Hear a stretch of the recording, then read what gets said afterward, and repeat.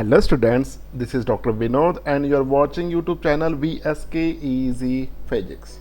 In this video, we are going to solve important MCQs related with the topic electric field and electric potential. So without wasting time, let us start one by one. First question. In the electric field of a point charge Q, a certain charge is carried from point A to B, C, D and E. Then the work done. First option is least along the path AB, is least along the path AD, is 0 along all the paths AB, AC, AD and AE, is least along the path AE.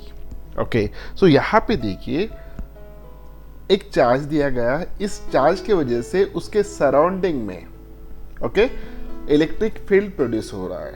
इस charge की वजह से उसके surrounding में electric field produce हो रहा है।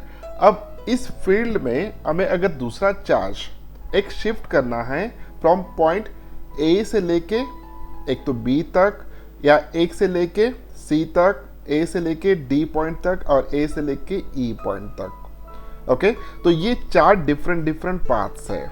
तो इनका कहना है कि चार्ज को जब हम शिफ्ट कर रहे हैं from one place to the another place inside the electric field, तो वर्क डन सबसे कम कब होगा। ओके यानी वर्क डन के बारे में हमें बात करना है। ओके सो यहाँ पे देखिए ये जो भी पॉइंट है जिसकी वजह से इलेक्ट्रिक फील्ड प्रोड्यूस हो रहा है, जो भी चार्ज है इसकी वजह से जो भी इलेक्ट्रिक फील्ड प्रोड्यूस हो रहा है, अब ये चार्ज रखा है सेंटर पे। ओके तो यहां से लेके ये पॉइंट जितने डिस्टेंस पे है उतने ही डिस्टेंस पे सभी पॉइंट्स है। सो इसकी वजह से जो भी इलेक्ट्रिक फील्ड प्रोड्यूस हो रहा है और हर पॉइंट पे इस चार्ज की वजह से जो भी इलेक्ट्रिक पोटेंशियल क्रिएट हो रहा है, तो potential at point A, potential at point B, at point C, at point D and at point E, सभी पॉइंट्स पे पोटेंशियल की वैल्यू सेम है। अगर सभी पॉइंट्स पे पोटेंशियल की वैल्यू सेम है तो डेफिनेटली ये इक्वी पोटेंशियल पॉइंट्स हो गए। और इक्वी पोटेंशियल पॉइंट्स यानी चार्ज को मुझे यहाँ से लेके यहाँ तक अगर शिफ्ट करना है सेम पोटेंशियल पॉइंट पे, यहाँ पे भी पोटेंशियल उतना ही है और यहाँ पे भी पोटेंशियल उतना ही है, तो डेफिनेटली यहाँ पे वर्क डन की रिजल्टेंट जो भी वैल्यू होगा 0 होगा।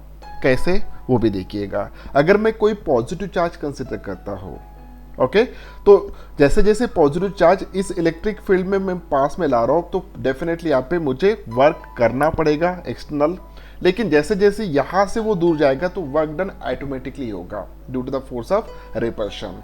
तो पहले पॉजिटिव वर्क, उसके बाद negative work, net work done जो भी है शिफ्टिंग में it become a 0। Same thing is happen along this path AC, same thing is happen along these two paths also. So option for this answer, for this question, it is nothing but the C option is correct one.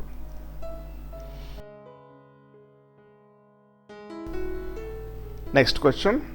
Two charge sphere of radii 10 cm and 15 cm are connected by a thin wire. No current will flow if they have, first option is the same charge on each, second option is the same potential, third option is the same energy and fourth option is nothing but the same field on their surfaces. The situation is like this one. This is the one of the sphere having the radius of 10 cm. This is the another sphere having the radius of 15 cm. Now both the spheres are connected with the help of one thin wire. एक थीन wire से हम इनको connect कर रहे हैं। Okay अब ऐसा देखा गया है कि जैसे ही थीन वायर से हम कनेक्ट कर रहे हैं, it is observe that through this wire there is no flow of current, उसमें से करंट फ्लो नहीं हो रहा है। अब करंट फ्लो कब नहीं होता है? जब चार्जेस फ्लो नहीं होंगे। चार्जेस कौन से? इलेक्ट्रॉन्स। ओके अब यहाँ पे चार्जेस कब फ्लो नहीं होंगे from one region to the another region? तो इसका आंसर है अगर दोनों स्पीयर्स सेम पोटेंशियल पे है। अगर दोनों स्पीयर्स का पोटेंशियल सेम है, if they are equipotential okay, then only there is no flow of charges takes place. अगर चार्जेस से फ्लो नहीं हो रहे तो करंट फ्लो नहीं होगा। तो इसका आंसर क्या होना चाहिए? आंसर होना चाहिए B option, the same potential, क्योंकि दोनों सरफेसेस के ऊपर जो भी चार्जेस होंगे उनकी वजह से जो भी पोटेंशियल वहां पे क्रिएट हो रहा है वो पोटेंशियल वहां पे सेम है। इसके ऊपर जितना पोटेंशियल क्रिएट हो रहा है उतना ही पोटेंशियल यहाँ पे है, दोनों इक्वी पोटेंशियल पे है। There is no potential difference. If there is no potential difference then there is no flow of current. The option B is correct one. Next question, ABC is an equilateral triangle. Charges plus Q are placed at each corner. The electric intensity at O will be. Okay, so this is that equilateral triangle ABC. और हर corner पे Q amount of charge यहाँ पे रखा है। Okay, और centre पे हमें find out करना है कि एग्जैक्टली कितना फील्ड प्रोड्यूस होगा। Electric field intensity find out करना है at point O। Okay, so now we know that formula of electric field produce. So इस पॉइंट पे जो भी इलेक्ट्रिक फील्ड प्रोड्यूस होगा that is nothing but the E is equal to 1/4 pi epsilon naught Q upon R square. हम easily find out कर सकते हैं, Q पता है, R पता है, लेकिन हम यहाँ पे कुछ और डिस्कशन करेंगे। अब देखिए, इस चार्ज की वजह से इस पॉइंट पे जो भी फील्ड प्रोड्यूस होगा वो इनवर्ड रहेगा, टूवर्ड्स दैट चार्ज रहेगा कि अवे फ्रॉम चार्ज रहेगा? द आंसर है अवे फ्रॉम चार्ज रहेगा। क्यों? क्योंकि वो पॉजिटिव चार्ज है। ओके, तो इस डायरेक्शन में एक फील्ड प्रोड्यूस हो रहा है, इलेक्ट्रिक फील्ड प्रोड्यूस हो रहा है। किसकी वजह से? इसकी वजह से। इसको हम नाम दे देंगे, this is nothing but the EA, क्योंकि वो चार्ज कहाँ पे रखा है? ए कॉर्नर पे। उसी तरह अब अगर हम बात करते हैं इस चार्ज की वजह से इस पॉइंट पे जो भी फील्ड प्रोड्यूस होगा उसका डायरेक्शन कैसा होना चाहिए? आउटवर्ड होना चाहिए। ओके, और इसकी वजह से जो भी फील्ड यहाँ पे प्रोड्यूस होगा उसका भी डायरेक्शन कैसा होना चाहिए? आउटवर्ड होना चाहिए। क्यों? क्योंकि दोनों पॉजिटिव चार्जेस है और जो भी फील्ड प्रोड्यूस हो रहा है वो अवे होना चाहिए फ्रॉम द चार्ज। ओके, अब यहाँ पे जो भी प्रोड्यूस हो रहा है this is nothing but the E suffix B, और यहाँ पे जो भी प्रोड्यूस हो रहा है it is nothing but the E suffix C। Okay, अब देखिए यहाँ पे इस पॉइंट पे टोटल 3 फील्ड प्रोड्यूस हो रहा है, field EA, EB and AC। अब तीनों का मैग्नीट्यूड की बात अगर करते हैं तो तीनों का मैग्नीट्यूड किसके ऊपर डिपेंड होगा? चार्ज, क्योंकि तीनों जगह पे चार्ज सेम है और तीनों चार्जेस से वो पॉइंट सेम डिस्टेंस पे है, यानी Q सेम है, R सेम है। तो हम यहाँ पे लिख सकते हैं कि EA is equals to EB is equals to EC। मैं सिर्फ यहाँ पे मैग्नीट्यूड की बात कर रहा हूँ, नॉट अबाउट डायरेक्शन, क्योंकि डायरेक्शन ये तीनों डिफरेंट है। ओके, अगर हम बात करते हैं यहाँ पे इन तीनों में एंगल कितना है, सो इन दोनों में एंगल आता है 120 डिग्री, इन दोनों में आता है 120 डिग्री और इन दोनों में आता है 120 degree. Okay, so equal angle आ रहे, तीनों का मैग्नीट्यूड सेम है, तो रिजल्टेंट फोर्स कितना आना चाहिए, सॉरी रिजल्टेंट इलेक्ट्रिक फील्ड कितना होना चाहिए इस पॉइंट पे? It become a 0। Okay, Q होता है, हमने वेक्टर्स में बहुत ही डिटेल में पढ़ा था। तो ऑप्शन इसका आता है सी ऑप्शन, क्योंकि इक्वल एंगल यहाँ पे डिस्ट्रीब्यूशन हुआ है और सेकेंडली तीनों वेक्टर्स का मैग्नीट्यूड सेम है। अगर हम बात करते हैं एक पॉइंट, इस पॉइंट के ऊपर अगर मैं 10 न्यूटन फोर्स इस साइड लगा रहा हूँ और 10 न्यूटन फोर्स इस साइड लगा रहा हूँ, तो रिजल्ट फोर्स कितना होना चाहिए? 0, क्योंकि दो वेक्टर्स है लेकिन दोनों में का एंगल कितना है? 180 डिग्री। उसी तरह अगर हम 4 फोर्स अप्लाई करते हैं 10-10 न्यूटन के, तो हर दो वेक्टर्स में कितना एंगल आ रहा है? 90, तो 360 डिवाइडेड बाय 90। ओके, सो ये जो भी फोर्सेस है ये कैंसिल हो जाएंगे, यहाँ पे भी तीनों कैंसिल हो जाएंगे, रिजल्टेंट जो भी आ रहा है it is become a 0-1। Next question. At a certain distance from a point charge, the electric field is 1500 volt per meter and the potential is 3000 volt. What is the distance? Oh, बहुत ही आसान सा question है। As we know that the relation between electric potential and electric field. Okay, और distance. इन तीनों में relation क्या है? रिलेशन है E is equals to V upon R. Okay, what is the E? E is nothing but the electric field, V is nothing but the electric potential, and R is nothing but the distance. तो यहाँ पे on the basis of this one we can write here R is equals to V upon E. हमें distance find out करना है। So potential की value कितना है? It is equals to 3000 volt. Okay, 3000 volt upon electric field intensity की value कितना है? 500 volt per metre. So it is equals to 500। So अगर हम सॉल्व करते हैं तो सॉल्व करने के बाद ये वैल्यू आना चाहिए, इट बिकम 6 यूनिट क्या होना चाहिए? मीटर।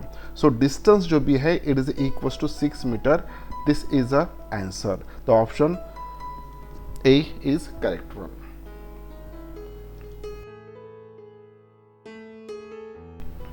Next question.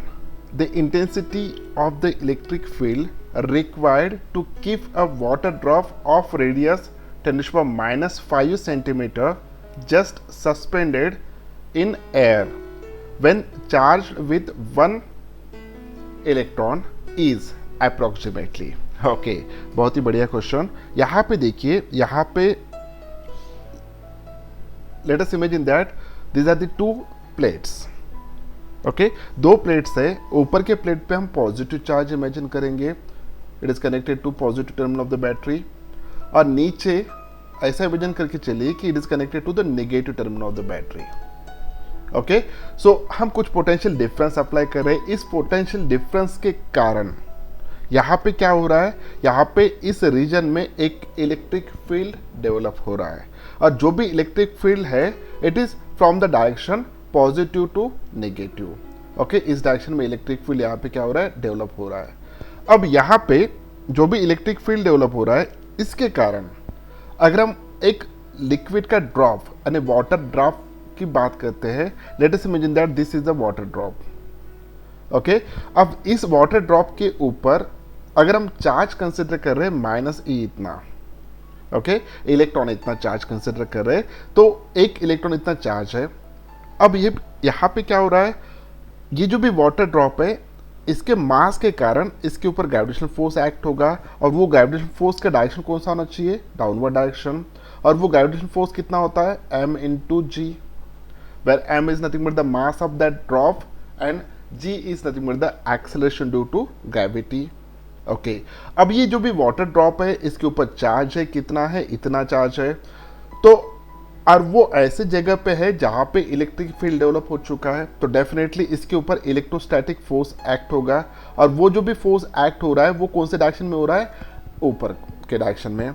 और वो कितना होता है? E into capital E। अब यहाँ पे देखिए डायरेक्शन में इलेक्ट्रॉन है, इसलिए मैं ऊपर के डायरेक्शन में ये अट्रैक्ट होगा।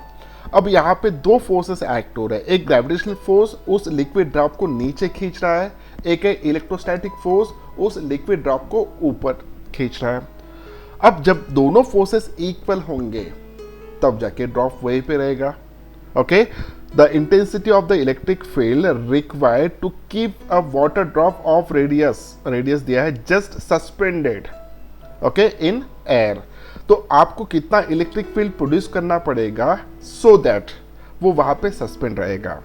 अब यहाँ पे क्या क्या इंफॉर्मेशन दिया देखिएगा। उस लिक्विड ड्रॉप का रेडियस दिया है, उसके बाद उस लिक्विड ड्रॉप के ऊपर जो भी चार्ज है उसके बारे में डिस्कशन हुआ है, उसके बाद यहाँ पे एक इलेक्ट्रॉन इतना चार्ज है, तो हमें E फाइंड आउट करना है। कर सकते हैं हम, हमें क्या करना है? ये दोनों बैलेंस करना है। ओके, मैं यहाँ पे इक्वेशन लिखता हूँ, E into capital E, this is the electrostatic force into mg।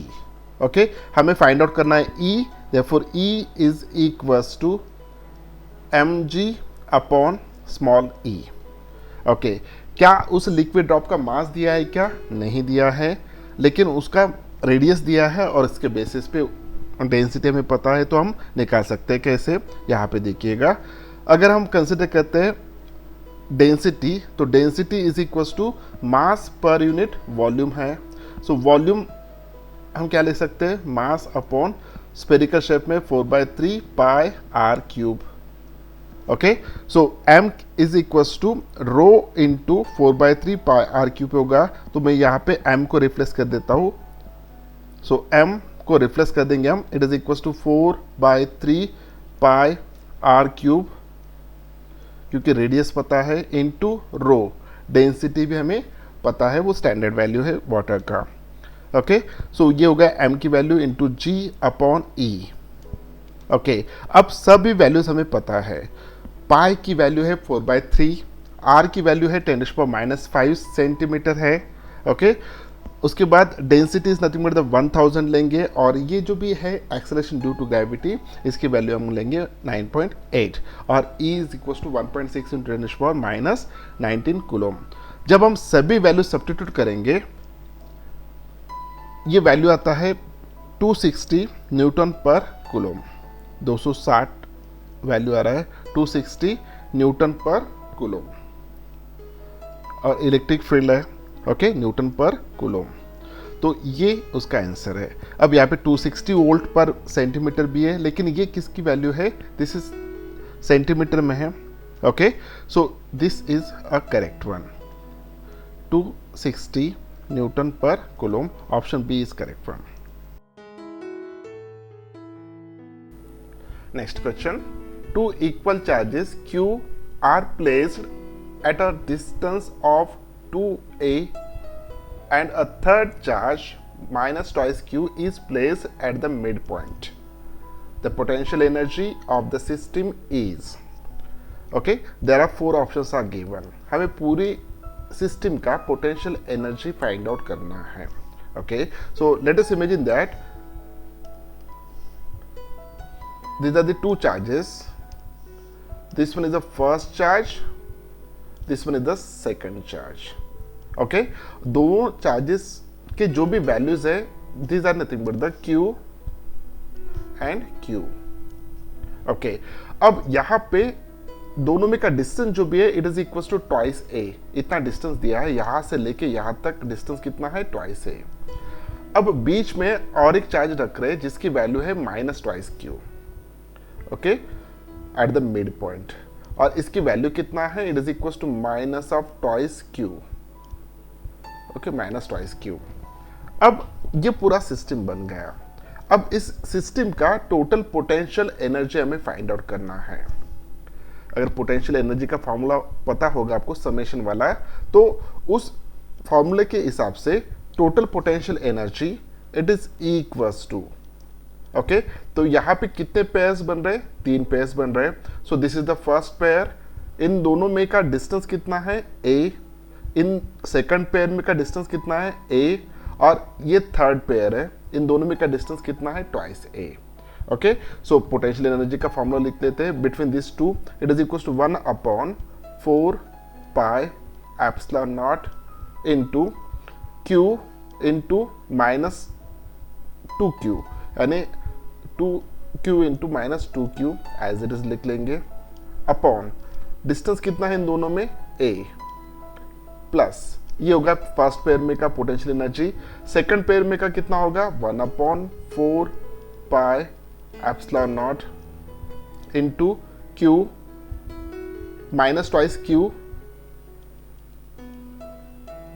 Upon distance कितना है, a, प्लस अब इन दोनों में, सो 1/4 pi epsilon naught into q upon twice a, okay, into twice a।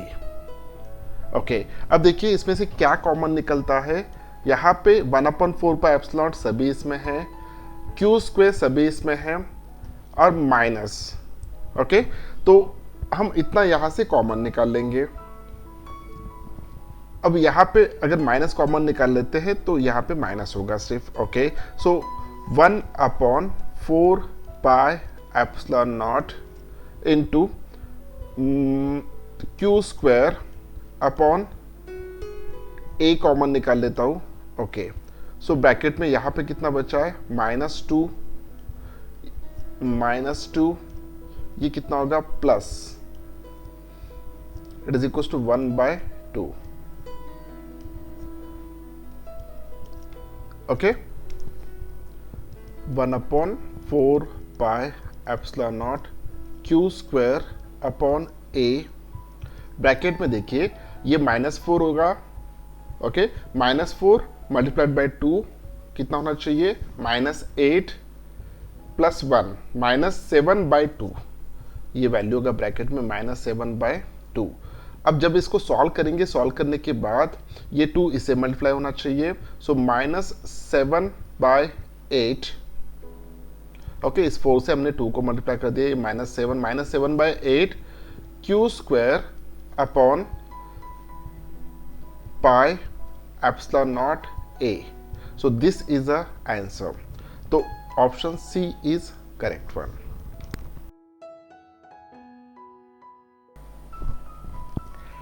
Next question, the distance between a proton and electron both having a charge 1.6 into 10 to the power minus 19 coulomb of a hydrogen atom is 10 to the power minus 10 meter. The value of intensity of electric field produced on electron due to proton will be, कितना होना चाहिए? The situation is like this one. Let us imagine that this is that orbit in which electron is revolving, okay, and this is that nucleus. अब यहाँ पे इसको हम proton कह सकते हैं और इसको हम इलेक्ट्रॉन कह सकते हैं इन एन हाइड्रोजन एटम, और ये जो भी डिस्टेंस है इन दोनों में का वो दिया है, it is equals to 1 angstrom in 10⁻⁻10 metre, okay. अब इसकी वजह से इस पॉइंट पे the value of intensity of electric field produced on electron due to proton will be, इसके वजह से इस पॉइंट पे यानी इलेक्ट्रॉन जहां पे उस पॉइंट पे कितना इलेक्ट्रिक फील्ड प्रोड्यूस हो रहा है वो हमें फाइंड आउट करना है। तो इलेक्ट्रिक फील्ड का फॉर्मूला हमें पता है, that is nothing but the E is equals to Q upon या 1/4 pi epsilon naught into Q upon R square, okay, ये फॉर्मूला हमें पता है।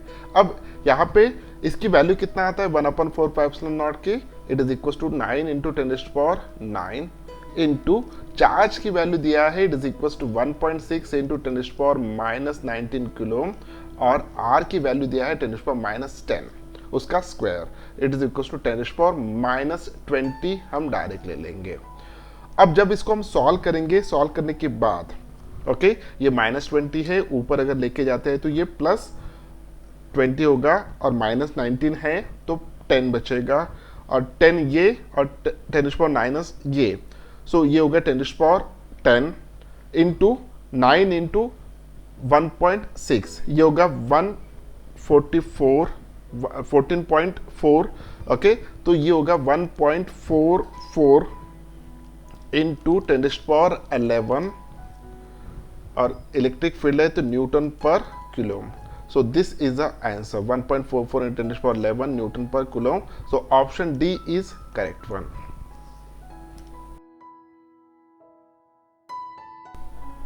Next question, 3 particles each having a charge of 10 microcoulomb are placed at the corners of an equilateral triangle of side 10 centimeter.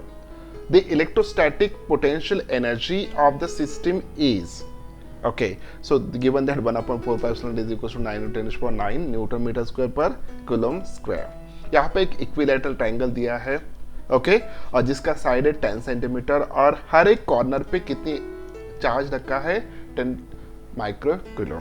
So situation is like this one, this is that equilateral triangle, okay, so at each corner the charge place which is equals to 10 microcoulomb, और इसका जो भी side है it is equals to 10 centimetre, okay, 10 centimetre ये side है यहाँ से लेके यहाँ तक इक्विलेटरल ट्रायंगल का।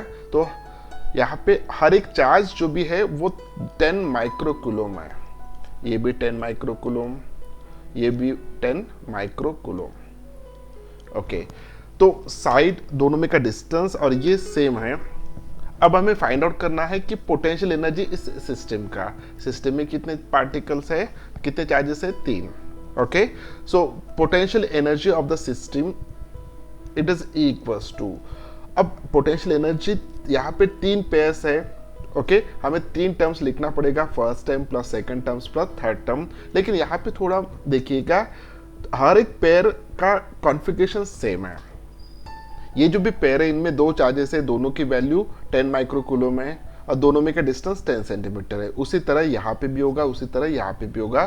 सो मैं डायरेक्ट यहाँ पे 3 टाइम्स ले लेता हूँ, 3 टाइम्स मल्टीप्लाइड बाय 1 पेयर। हम 3 बार क्यू लिखे, ओके। सो 1/4 pi epsilon naught into Q यानी 10 इंटू 10⁻⁻⁶, ये पहला चार्ज, इंटू 10 इंटू 10⁻⁻⁶, ये दूसरा चार्ज, अपॉन 10 सेंटीमीटर है, ओके। तो 10 इंटू 10⁻⁻²। अब इसे हमें सॉल्व करना होगा। It is equal to 3 into, इसकी वैल्यू दिया है 1/4 पाई एप्सिलॉन नॉट की, it is equal to 9 into 10⁻⁹। अब इसको सॉल्व करने के बाद ये कितना होगा देखिए, 10⁻⁶, 10⁻⁶, 10⁻12 और ये 10⁻2 यानी 10⁻10 हो जाना चाहिए, 10⁻10 -10 सॉरी, अपॉन 10 कितना होगा ये 10⁻⁻1, -1 ऊपर अगर आता है तो +1, तो -10 +1 यहाँ पे कितना होगा, सो ये वैल्यू होना चाहिए, it is equals to 10⁻⁹। Okay 10⁻⁹, 10⁻+9 है, -9 है, ये 0 हो जाएगा। It is equals to 3 multiplied by 9, it is equals to 27 joule. So इसका जो भी आंसर आ रहा है, it is equals to 27 joule. This is the energy of this system in which each charge is placed at the corners of equilateral triangle having the value of 10 microcoulomb which are separated by a distance of 10 centimeter. Okay, option C is correct one. A hollow metal sphere of radius 5 centimeter is charged so that the potential on its surface is 10 volt. The potential at the center of the sphere is, okay. So यहाँ पे एक sphere दिया गया जिसको charge किया गया, okay, so that उसके surface पे जो भी पोटेंशियल क्रिएट हो रहा है सरफेस पे, वो कितना है 10 वोल्ट। इतना पोटेंशियल वहाँ पे क्रिएट हो रहा है सरफेस के ऊपर, ओके, सरफेस के ऊपर। अब यहाँ पे इनका कहना है कि potential at the centre of the sphere कितना होगा। अब स्फीयर कैसा है, हॉलो स्फीयर है, ओके। और हमने थ्योरी में पढ़ा था कि जैसे जितना सरफेस पे पोटेंशियल होता है उतना इनसाइड हर एक पॉइंट पे होता है। यानी मुझे इस पॉइंट पे अगर पोटेंशियल फाइंड आउट करना है हॉलो स्फीयर के अंदर, इस पॉइंट पे पोटेंशियल फाइंड आउट करना है, इस पॉइंट पे पोटेंशियल फाइंड आउट करना है, या सेंटर पे, तो हर जगह पे जो भी हर पॉइंट पे जो भी पोटेंशियल मिलता है वो पोटेंशियल सेम होगा। वो कितना होता है, जितना सरफेस के ऊपर होगा, और सरफेस के ऊपर कितना है 10 वोल्ट है। तो definitely inside the hollow sphere at each and every point including center the potential should be 10 volt. The option B is correct one. Next question. Figure shows the electric lines of forces emerging from a charged body. If the electric field at A and B are E suffix A and E suffix B respectively, and if the displacement between A and B is R, then the first option is electric field at A is greater than electric field at point B. Second option is EA is less than EB. Third option is EA is equals to EB upon R. और fourth option is EA is equals to EB upon R square. अब यहाँ पे देखिए दो option तो ऐसे cut गए, कैसे, यहाँ पे देखिए इसका यूनिट और इसका यूनिट क्या होगा, ओके। तो यहाँ पे इलेक्ट्रिक फील्ड अपॉन डिस्टेंस है और यहाँ पे इलेक्ट्रिक फील्ड है, तो डायमेंशन ही मैच नहीं हो रही, तो ये इक्वेशन ही गलत है और ये भी ऑप्शन गलत है, ओके। सो इन दोनों में से कोई ना कोई एक सही होगा। अब जब हमने पढ़ा है कि थ्योरी में जितने ज़्यादा density of lines of forces रहेगा उतना ज़्यादा इलेक्ट्रिक फील्ड इंटेंसिटी होगा, ओके। अगर मैं यहाँ पे बात करता हूँ density of lines of forces की और इस पॉइंट पे बात करता हूँ density of lines of forces की, तो यहाँ पे डेंसिटी कम है, यहाँ पे डेंसिटी ज़्यादा है। डेंसिटी किसका, लाइंस ऑफ फोर्सेस का। तो जितने lines of electric lines of forces वहां से पास हो रहे हैं जितने ज़्यादा उतना ज़्यादा इलेक्ट्रिक फील्ड वहां पे रहेगा। तो पॉइंट ए पे इलेक्ट्रिक फील्ड इंटेंसिटी की वैल्यू ज़्यादा होगा as compare to the point B. Therefore, the option B is correct one. Option B यहाँ पे कैसा होना चाहिए? करेक्ट होना चाहिए। ऑप्शन बी करेक्ट है। Sorry, option A is correct one. Option कौन सा करेक्ट होगा? Option A, because electric field at point A is greater as compare to the electric field at point B. तो option A is correct one, E A is greater than A B. Next video में इसी topic को हम continue करेंगे जिसमें हम थोड़ा higher level problems लेंगे। उम्मीद करता हूँ कि वीडियो आपको अच्छा लगा। अगर वीडियो अच्छा लगा तो इस वीडियो को लाइक कीजिए, अपने दोस्तों के साथ शेयर कीजिए। अभी तक अगर आपने इस चैनल को सब्सक्राइब नहीं किया है तो चैनल को सब्सक्राइब कीजिए। Thank you very much, bye bye.